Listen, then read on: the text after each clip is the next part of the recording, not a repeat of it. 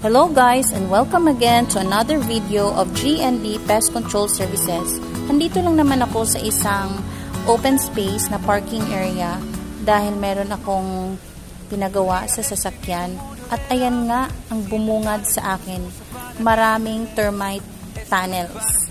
So tingin-tingin tayo dito kung may live termite ba. So, nagpaparamdam talaga sa akin yung mga anay guys. Kahit saan ako, kahit wala ako ngayon sa trabaho, ayun, merong termite depository colony na nakita natin.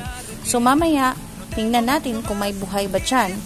So, tingnan nyo guys, ang daming tunnel, no? Yung branches niya.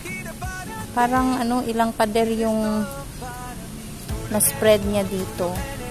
So, hindi naman ito abandon, pero wala itong maintenance siguro kasi open space parking lang siya at marami dito yung nagpa-practice mag-drive.